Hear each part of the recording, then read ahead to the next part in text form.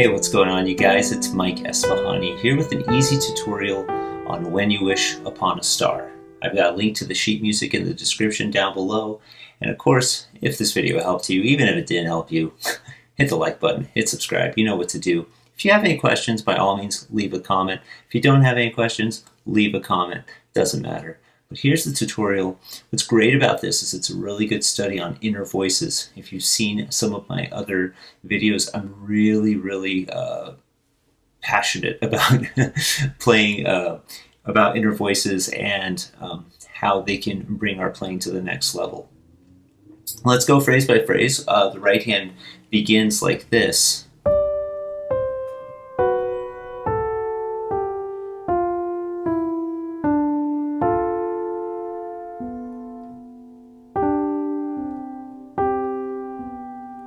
So, already a ton to say there.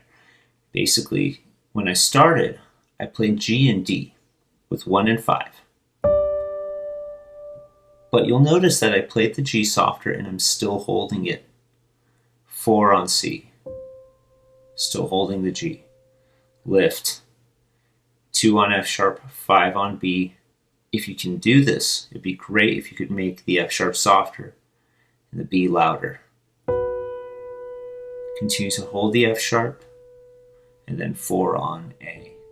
My finger kind of slipped there, and I sort of struck it twice, so let's do that again. Watch, I'm going to do that first, those first 4 beats for you again. So, I haven't lost sight of the melody. I know it's D, C, B, A. I'm sorry you have to hear me sing. I know that's the melody. I just know that this is the inner voice. Very important that stays soft. So we're creating layers of sound. And of course, holding it through. And then no inner voice here. Crossover with 2 onto D. Stretch your hand, a little bit awkward. 3 and 5 on F and A respectively. 1 on B. And then it's the return to inner voices. Here we go. Make the G louder. Keep holding it down to C, play C and G again, use 2 and 1, again soft inner voice. These were soft. Look, if I made them the same volume, it wouldn't sound very good. It would sound like this. And you know, does it sound like the song? Sure, but it doesn't sound like you're a trained, exquisite pianist. Anywho. So that's your first phrase. Let's kind of run through the right hand without me talking so much.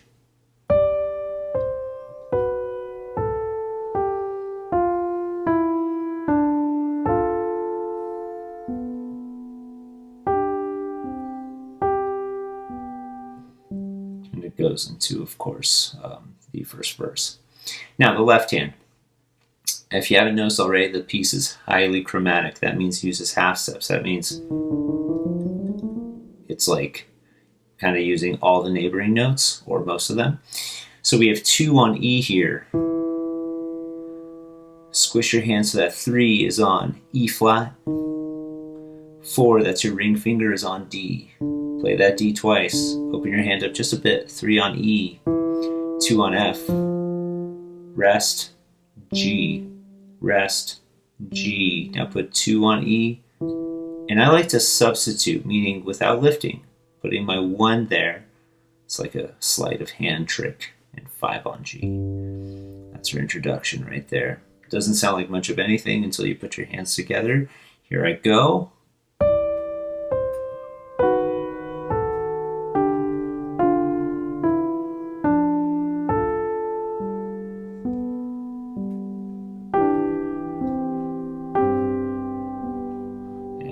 Into the first verse. So let's go 2 measures at a time, or essentially 8 beats at a time if you want to look at it that way. 1 on this low G here with our right hand. Reach up to this high G. Close your hand up. 4 on F. 3 on E. A little bit awkward. Reach in. 1 on C sharp. This black key. 2 on D. 5 on A. Now I want you to shape it, meaning I want you to grow a little bit louder as you get to the high notes and a little bit softer as you come down to the low notes like this.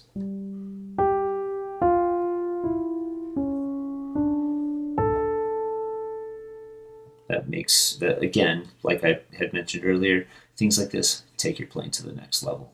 Let's look at the left hand. 3 on E, 1 on G, 5, reach in, on G, on the C sharp. I have a master's in music.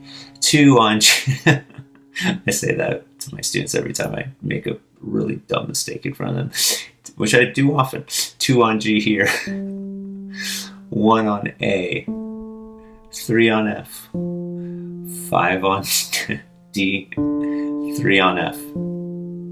So let's do that again without me laughing at my own dumb joke so much. Here I go.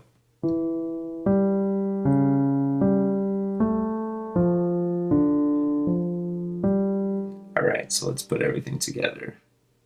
Let's do that again, sorry. I didn't lift the G.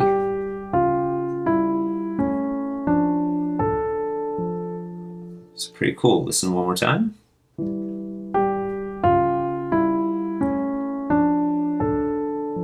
Really pretty, really awesome with all the chromaticism, that half-step motion of using so many neighboring keys. Now, the next phrase, or the next 2 measures, is called a sequence, meaning you take the initial idea and you move it up or down to neighboring notes. So here's what we're going to do. Instead of G, we're going to move it up to B and do this.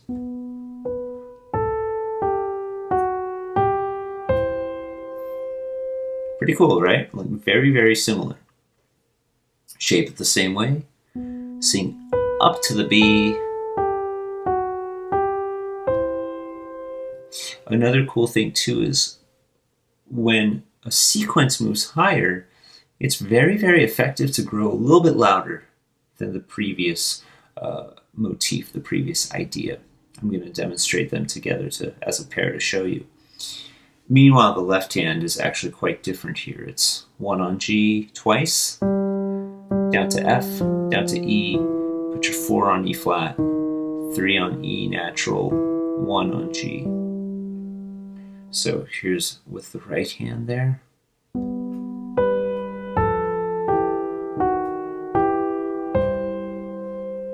Okay, so what do I mean by sequences making the higher sequence louder? That's called terraced dynamics. Watch this.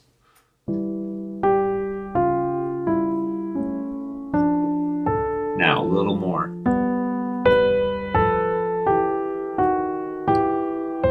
Isn't that cool? In this part, very similar. In fact, note for note, exactly like the introduction. So not going to bother breaking it down. Here I go.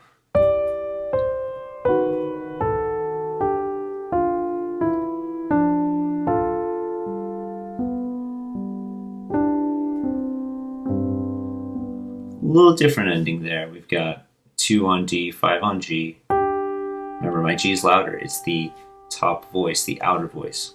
1 on C. Now 2 on the same C. Opens your hand up for 1 on B there. Adding the left hand. And repeat the first verse. And a little louder here. Lost my place. And then, you've already seen this a million times now.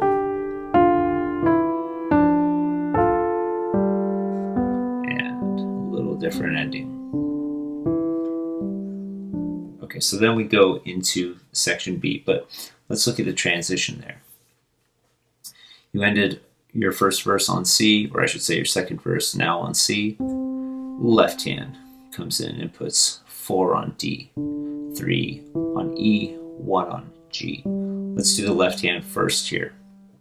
Put your 4 and 2 on F and A flat, respectively. Play that twice. Then 3 and 1 should naturally be on G and B. Play that once, and play it again, but switch to 4 and 2. 5 and 1 open up. They should be on E and D right now. And then move your thumb in, E and C. 5 and 2, E and B. 5 and 1, E and C. Reach in. This is awkward now. This is a third, F and A, played with 4 and 1. Trust me on this. That opens your fingers up nicely to play 3 and 2 on G and B flat smoothly, connecting them. 5 and 1, D and B, smooth and connected. That's why we sometimes do strange fingering, to make sure things stay connected. 4 and 1 on E flat and C, and then 5 and 1 on E natural and C. Do that 3 times. 2 and 1 on A and C. Repeat it. 3 and 1 on A flat and C. 4 and 1 on G and C. Again, very smooth. 5 and 1 on F sharp and C. We're going to play that 4 times. Now this part just gets totally weird. 2 on A flat. 3 on G. 4 on F. 5 on E flat. 2 on A flat. 3 on G. Cross on under, 1 on F. And then 5 on G. Okay. That probably sounded like a whole lot of nothing, and yeah, that's because there's no right hand yet, but let me run through that left hand without talking so much. I'm still going to say a few kind of words to remind you about playing smoothly. Here's the left hand by itself.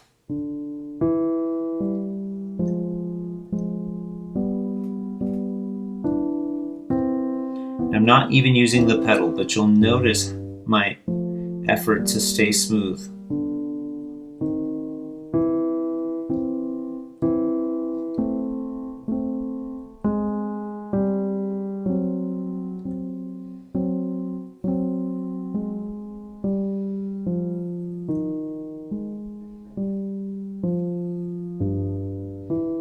One of my old teachers used to say that if you can make, this is a very advanced thing, but he used to say that if you can make counterpoint, you should. That means if you can create a second melody, you should.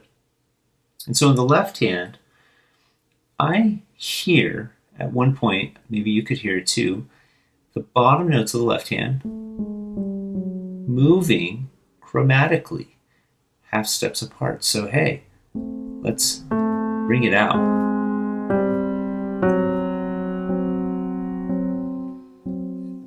That takes a lot of practice. I'm able to play my thumb soft and bring those notes out more. You can do it. You just can't settle for okay. The way to do that is you just sit there and go, no, no, no, no. Oh, there we go. No. Oh, there we go. You know what I mean? It's not fun practice, but it's effective and it works. Anyways, I digress. What does our right hand do? Okay, so right hand, 1 is on D, 2 is on E, 4 is on G. Thankfully, the right hand's way more simple than the left. Having too much fun. 1 on D again, 2 on E, cross under, 1 on F. Now, 2 on F sharp, 4 on A, 3 on G. Not really too concerned about the rhythm yet. 1 should naturally be on E, 2 on F sharp, cross under again, 1 on G, 2 on G sharp, B, and A. Now don't move your hand. A, B, C. This part's tricky. We're going to play F and C at the same time. Hold the C with your pinky through, make it louder. And as I'm holding that C, B flat, inner voice, it's softer. G, and then F and B natural. Did I say this was an easy piano tutorial? Notice how the B is louder, I'm holding it through. And then the familiar part comes in. Let's do this part with both hands. Here we go.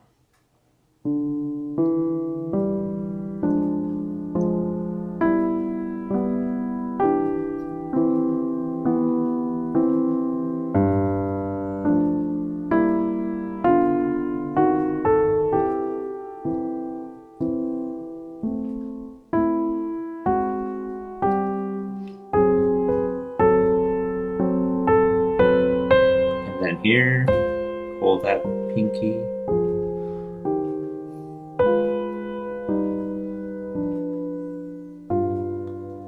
And into, yay, familiar part. A little louder here. You've seen all this, that's why I'm not reviewing it. You're like, yes, he's not talking anymore, but I still am. Alright, a little different here. Oh, that just sounds like a question mark. Leaves it open-ended. Okay, how does that ending change? You know this, but lift your hand up. Put 2 and 4 on. F and B natural. That's a regular B. Why am I asking you to use 2 and 4? Because now I can smoothly go into this E and G, connect everything. Do you see how the lights overlapped? It's very, very important. That's called playing legato. You already know that, but we're playing legato through even the most awkward passages. Let's get into that a little bit. Here we go.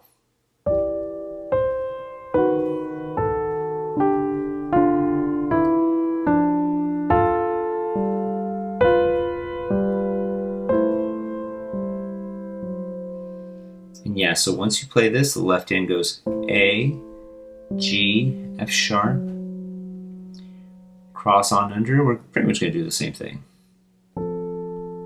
1 on F though, 5 on this low G. You've already seen this gesture in the right hand, and C in the left hand. And then nice and soft, hold it extra long. And there you have it. So you've heard enough of me talking. Went through a lot of concepts there, but enjoy the performance coming up. Hit like, hit subscribe, you know what to do. Leave a question in the comments. Thank you guys so much, and we'll see you later.